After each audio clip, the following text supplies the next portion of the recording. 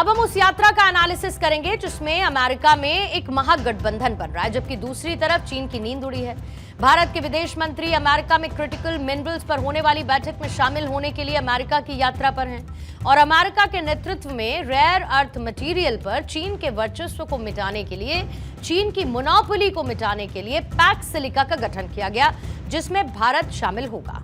यह साफ है कि इस बात ने चीन की टेंशन को जरूर बढ़ाया है।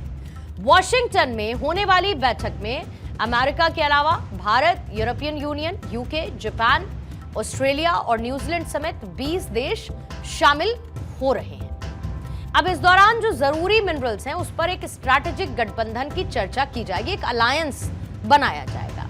खास बात यह है कि जिस पाकिस्तान ने अमेरिकी राष्ट्रपति ट्रंप को दुर्लभ खनिज निकालने का इन्विटेशन दिया था, उसे इसमें शामिल नहीं किया गया। आप याद करिए, पाकिस्तान के आर्मी चीफ असीम मुनीर ने पिछले साल ट्रंप को क्रिटिकल मिनरल्स को लेकर एक ऑफर दिया था, जिसके बाद दोनों देशों ने एक समझौता जिस पर दस्तखत किए, लेकिन इसके बाद भी अमेरिका ने इस महागठबंधन में पाकिस्तान को नो एंट्री का बोर्ड दिखा दिया है।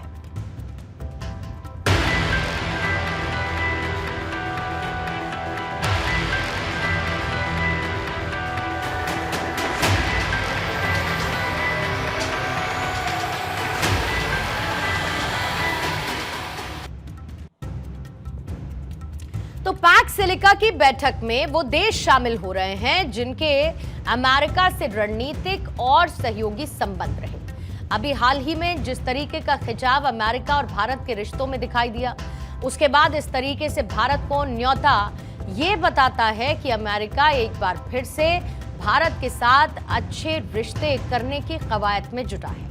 ऐसे में पैक्स सिलिका सम्मेलन को ट्रांस अटलांटिक संबंधों को सुधारने और चीन से जोखिम कम करने के लिए एक स्ट्रैटेजी के तौर पर देखा जा रहा है।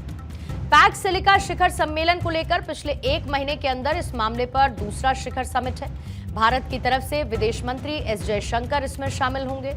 ये साफ है कि इसके जरिए जहां पर अमेरिका एक संदेश देने की कोशिश कर रहा है कि भारत उसके साथ है, और दूसरी तरफ रेयर अर्थ मिनरल पर चीन की दादागिरी और चीन की मोनोपोली इससे जरूर कम